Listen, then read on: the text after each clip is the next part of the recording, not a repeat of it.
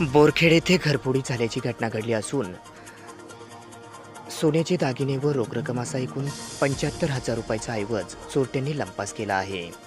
सदर घटना दिनांक 27 एप्रिल 2024 रोजी पहाटे 5 वाजता घडली आहे. म्हणून या प्रकरणी दिनांक 3 मे 2024 रोजी 2:11 शिरसाळा पोलीस ठाण्यामध्ये गुन्हा दाखल करण्यात आला आहे. अशी माहिती आज शनिवार दिनांक 4 मे रोजी सायंकाळी 6 वाजता माध्यमांना पोलिसांनी माहिती दिली आहे.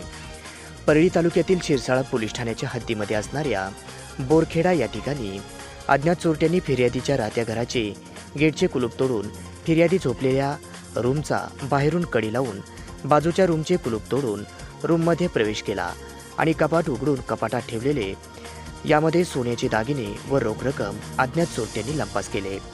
यामध्ये सोन्याचे झुंबर एक जोड, सोन्याच्या 2 अंगठ्या असं एकूण 60,000 रुपये, तसेच 15,000 रुपये रोख रक्कम असं एकूण 75,000 रुपयाचा ऐवज अज्ञात चोरट्यांनी लंपास केला. म्हणून या प्रकरणी फिर्यादी रमेश व्यंकटराव जाधव वय 47 वर्ष, व्यवसाय शेती, राहणार बोरखेड, तालुका परळी, जिल्हा बीड यांच्या फिर्यादीवरून अज्ञात चोरट्याच्या विरोधात कलम 380, 457 भादवीनुसार गुन्हा दाखल केला आहे.